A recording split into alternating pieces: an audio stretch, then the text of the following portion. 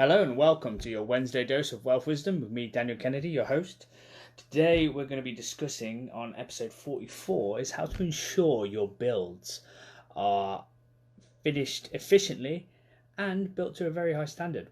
The reason why I feel I'm able to talk on a subject like this is I've probably made every goddamn mistake there is to make when it comes to refurbishments and builds and changing different strategies and starting from zero knowledge, going to get the knowledge, then trying it again, trying to make it more efficient, till eventually we've arrived at where we are now, which is where we have our own in-house construction company. We control the trades, we control the cash flow, and we control the materials and the quality of the materials that go on and into our HMOs. So there's a few key things that you need to accept with construction, and that is it's not always going to be 100% efficient, and you should expect to make mistakes, expect to be taken advantage of if you're unaware.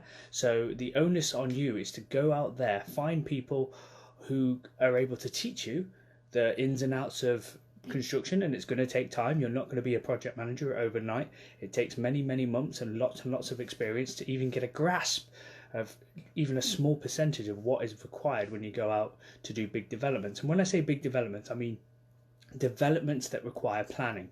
This is 7-bed Swiss Generous HMO and above, mainly HMO because that's what we do. So the first thing that I would implore you to do to ensure that you have an efficient build is get yourself educated. That doesn't mean you have to pay thousands and thousands of pounds, which I did. I went to a few trade courses, so I know the ins and outs of what roughly is expected and what needs to be done on various builds. But you can go to development tours, like I run one. There are other people that run them.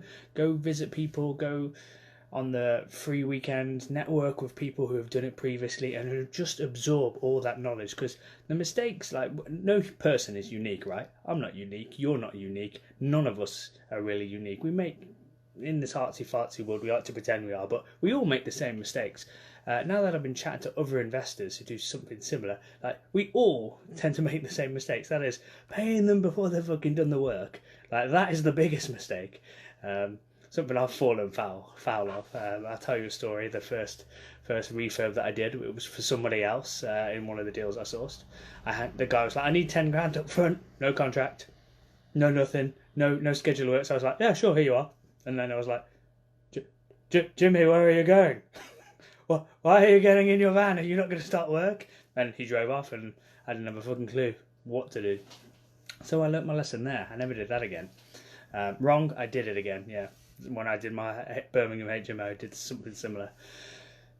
So I learned via mistakes. So never give cash to a builder without a contract in place. And very often you will have to write that contract. If you're a fairly savvy business person, most of the time I was writing the contracts for the builders, and then I tend to make it fairly fair. Like, he would get paid, I would get the work done. And don't be afraid to swap out the builders if you're not getting the service you desire. Like, when you get good builders, it's you kind of want to hold on to them, and you can often accept poor service or accept. So, like, for me, I changed builders when they weren't fast enough. I swapped out a builder, and then I also changed a builder when he screwed someone else over, because just on principle, even though it was a lot of work to find another one. I'll have a moral standard and a line in the sand, and regardless of how inconvenient it is to me, regardless of how, like, bloody annoying it would be, I would change the whole team instantly. If one, I found out they were robbing from other trades, I wouldn't like to be involved with a firm that did that. Two, if they were getting work done and then not paying their subbies, that happened quite a lot, and when I found out, I swapped the team. Three, if they were drunk or doing drugs on site, that's happened previously, and we had to get rid of people, fire them there and then. And then 5 was lateness. I had a builder that was late all the time, promised me he wouldn't, and I just got rid of him. And then I had to go through the search and the palaver of getting new trades, find it, and it is a stress to find and build teams, for sure. Of course it is. And I've approached it from many angles, and the one that would seem to work is when you have lots of work on, is build a company from the inside out, and this is my plan. Get your free your plumber, your chippy and your builder, a few labourers, get a project manager to try and systemize it, and then slowly but surely test and adjust, steer the ship left and right, and then when you've got this run of projects, then you can leave the team to go about their day, or you can continue to build it if you want. And that's worked best. Like, we're getting the best quality HMOs, it's getting fast, it's not cheap, it's very, I'm probably paying more for my HMOs than I've ever paid before, but they get done correctly and they get done quickly, so it sort of plays itself out in the end, because the opportunity cost is now less because we're able to refinance quicker, we're able to move quickly on the next deals, so in the long run I think it will pay off because we've got more HMOs behind us. So we've got number one, which is don't pay them cash. Like, don't pay them cash, don't pay them money up front without a contract. Like, every single builder who does a little bit of work gets trade accounts and they have to pay at the end of the month. I know this now. Like, we could go for a good solid week with no money leaving the account if we wanted to, but we don't run it like that because we've got good cash reserves. So there's no need for you to pay up front, nor should you unless you trust the person or it's a big huge job. So number two, like, have a line in the sand. And even if it's like if somebody passes it, just get rid and start again. Like, be aware, everyone is replaceable. There's no person who's key. No one. Everyone is replaceable. The next man will be able to do the same job as the other. They might not do it to the best of their ability, or they might have different skill sets, but you can get things done if you become a good manager. And people should know that you should make them feel valued for the work, but they should also know if things go awry, you wouldn't hesitate to change anything, and you can create a fairly good culture that way. And number three is make sure that you always at least have a rudimentary knowledge of the process of a build. So you don't want, for instance, if you're doing it on price work, to have your stud walls up and then the sparks come in to do their first fix and it's already boarded. Like, that would be an utter disaster, a waste of time and a waste of money. So learn the stages of a build, and I'm just going to go over them now. You have your strip out, you have the secure and changing of the shell, so that's your bricks, your roof repair. You do that, you do your groundworks, extensions if that's what you're going to do.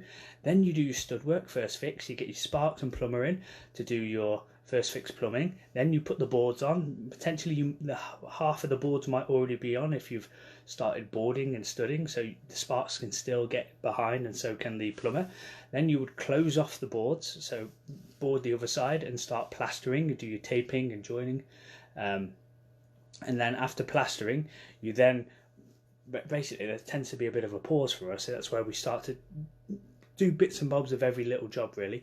Some of the bathrooms go in, some of the skirts and arcs go on, some of the door frames will begin to get, like, some of the doors will get hung at this stage as the plaster dries, because there's always a bit of a delay. And then after the plaster is dry, you want to get your mist coat on so you can start decorating, because this is where the job slows right down and you just need to methodically plod along and then just get every room up to standard, get every wall up to standard, get every ceiling up to standard, and then you would smash out your second fix carpentry, second fix plumbing, second fix electrics at the end after you've done your painting. Really, you don't really want the electrics in with your plug sockets and your lights and everything, because no matter how careful and how much you implore, describe what you want, get them to repeat back to you what you want, paint gets on the furniture, the door furniture and the electric. So try and save that till the very end, and then your final thing after you've snagged, put your flooring and carpets down. If it's laminate, it's different because you want the skirting and arcs to go on the laminate, but carpets, do it last, because again, people are people, they forget. Mud gets thrown up to the carpets, and then once mud gets trodden into a carpet, it's very difficult to get it out. So know the schedule and the stages of a build, so then when somebody wants to rush ahead, you can say, no, listen, go, leave the site, this isn't what we're going to do, especially if you're doing it for price work, because people will have an attitude and a culture of not my job.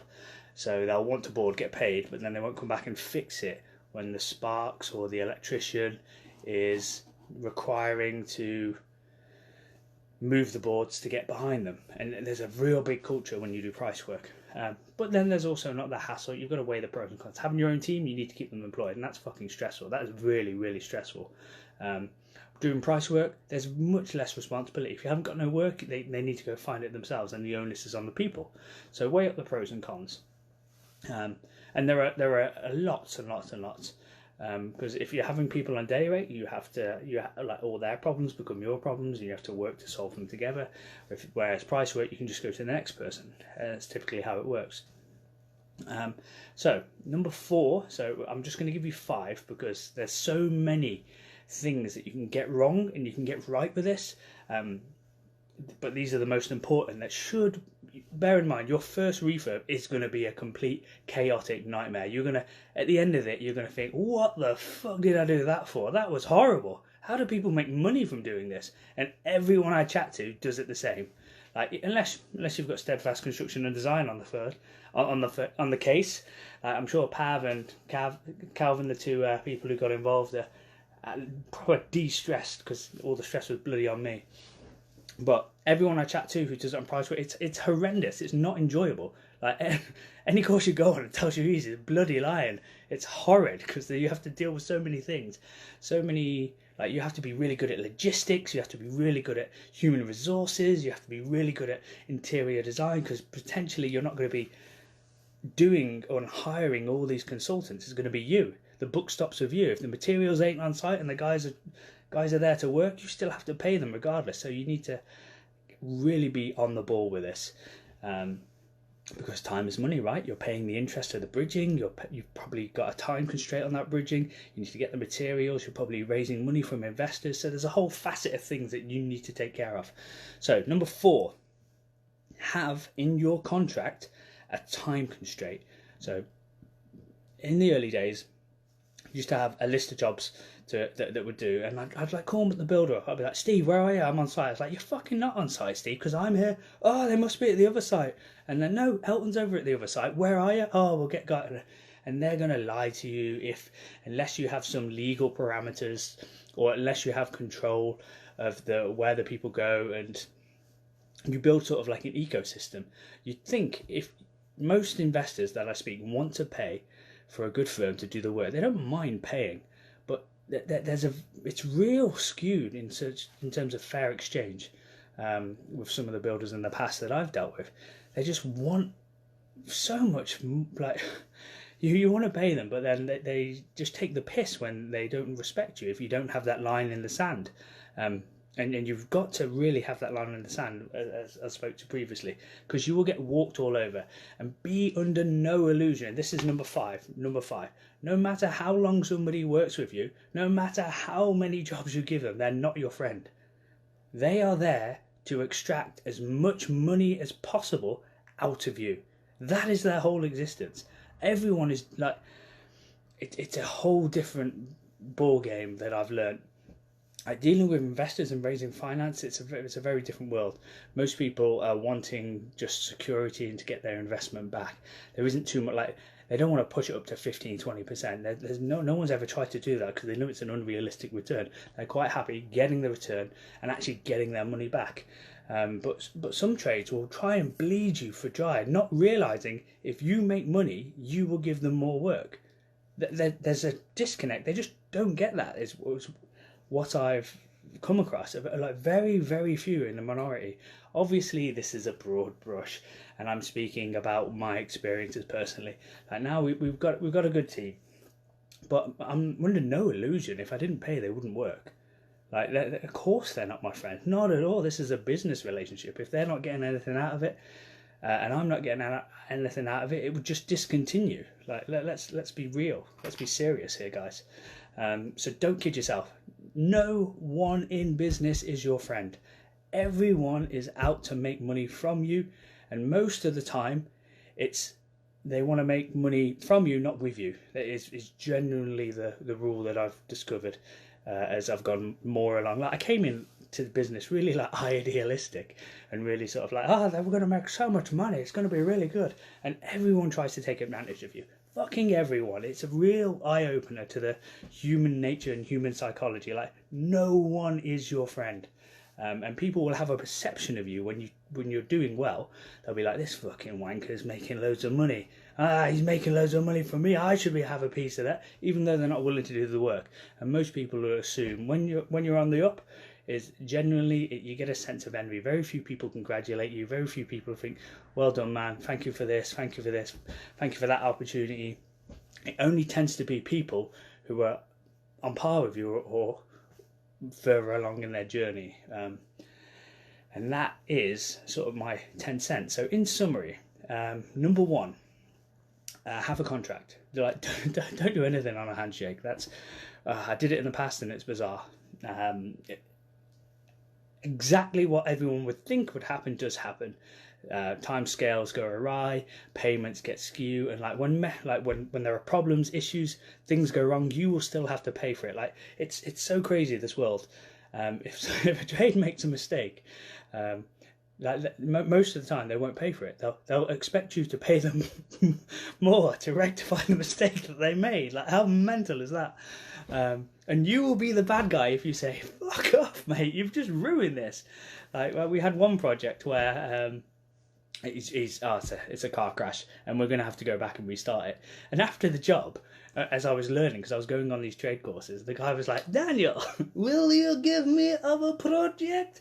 And I was like, are you mad? Of course I'm not going to give you another project. There's a bloody... the roof is leaking. There's leaks everywhere. The plaster is awful. The walls are out. No. I could do the limbo under some of the fire doors when there's only meant to be a 5mm gap. So, no, he did not get the next job. And you have to laugh because we've lost hundreds of thousands of pounds on that deal. And it'll be a very long time before we turn a profit. But this is the nature of dealing with things that you don't understand, and I didn't understand building at that point. I didn't understand that there were certain stages and that you needed insulated plasterboard when it's single skin, or else you'll get hot spots and you'll get damp, something that we're now discovering, and we have to rectify that by dehumidifiers and extra fans in the bathrooms. So it's sort of like an ecosystem. And I'm going to give you a final bonus tip, number 6. Don't try and find the right price. Find the right builder and pay the price, because it will be cheaper in the long run. So, when you're an investor and you begin your journey, you're probably skint. You're probably just coming out of the stupor that society puts you in of spending things on material goods that no one really cares about, and you're buying things to impress with money you don't have to show off to people you don't even know. That generally tends to be the trend. And in 10 years' time, you won't remember what you bought. It will hold insignificance to how your life will turn out. Other than that, you're probably going to be quite poorly off financially if you're living in this sort of ecosystem. But if you really skimp on price because you've come out of it and you've realised that you need to make your money work harder, you need to spend luxuries on the money that your money makes, not the money you exchange your time for, you're probably skint at this point. So you don't want to skimp on your trades. Like everyone who started that I chat to, so he won't mind me name dropping, but I chatted to Tom Henderson. He did his first refurb and he tried to skimp on costs and he said it's a car crash. I did the same. I tried to skimp on costs when I did it for somebody else up in Hartlepool, and it was a disaster. I had to spend 6 months up there spending my own money to rectify it, and it's stressful. So don't skimp on price. But prior to parting with any money, get educated. In developing is not easy. Don't kid yourself. It's bloody not. People who earn money from doing refurbs deserve every single goddamn penny, let me tell you, because finding the right team, logistics behind it, having the financial backing to push the team through when it gets a bit more tough, it's stressful, beyond no illusion. So yeah, find the right builder and pay the price rather than trying to find the right price, because it will cost you more in the long run. And that is my little 20-minute summary of how to ensure your builds don't take years like my first couple did. Months and months. Stay on budget, and also that you get the best result. So, number 1, have a contract. Number 2, have a line in the sand. If the builder's being a knobhead, If they're screwing people over, if they're genuinely a real bad person, fire them. Be under no illusion. Everyone is replaceable. Have no loyalties in business. That's how you have to exist. If things are stressful and you're not getting the benefit that you feel, or you don't feel you're getting fair exchange, you need to bring it up. And if you then decide to part ways, there's nothing wrong with that. There are plenty of builders, there are plenty of investors. Generally, the good will find the good and the bad will find the bad. Number 3, have I think it's, well, I've messed up the order now. So number 1 is contract. Number 2, line in the sand. Number 3 is have a time scale. Yeah, that's it. Make sure you have a time scale in your contract. And that might be number 4. I've forgotten them already. Have a time scale in your contract, right? So it's going to go on forever. And it's really, really important. You can have penalty clauses, or you could have incentives for that person. Number 4 is, oh God, how have I forgot these? I've just been speaking about them for ages.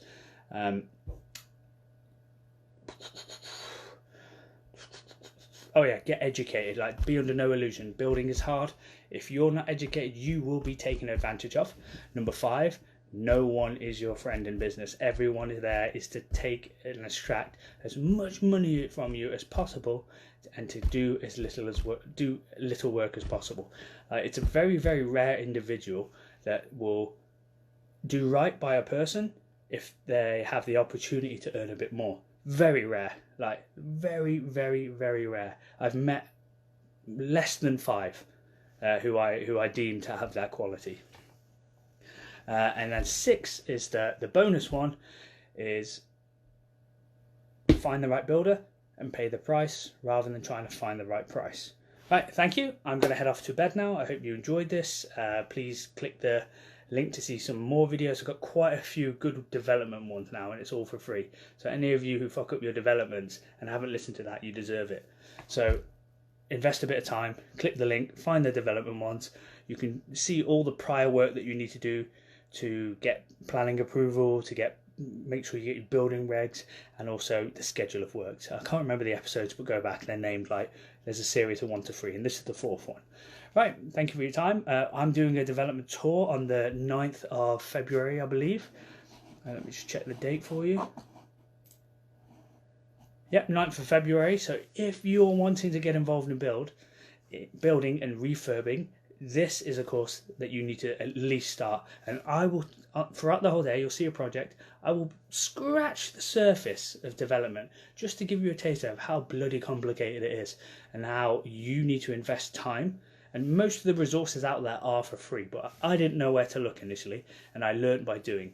So you can come and see my process, my step-by-step process that you have to take. This isn't oh, you'll get successful. You legally have to do pre-condition works, current condition works, post-condition works, send your plans off to the building regs, get them approved, get the inspections out, and make sure that you've got your fire alarms done in your HMOs, you've got your fire doors. Like, this is all legal requirements, but there is very few places to go to make sure you can tick all these boxes. And my development tour will give you the step-by-step process of what titles you need to research, because there isn't enough time in a day for me to tell you what each title is, but it'll give you a flavour of how complex it is and where you can need to go and where you possibly have areas to improve. So that's me, Daniel Kennedy. Hope you enjoyed this. Actually was a bit sleepy before I began this, but I clearly like the topic, and now I'm energized. I'm going to try and go to sleep. So enjoy. I hope you have a successful development if that's what you're going to entail. And if you are, I'll see you on the tour on the 9th. Take care.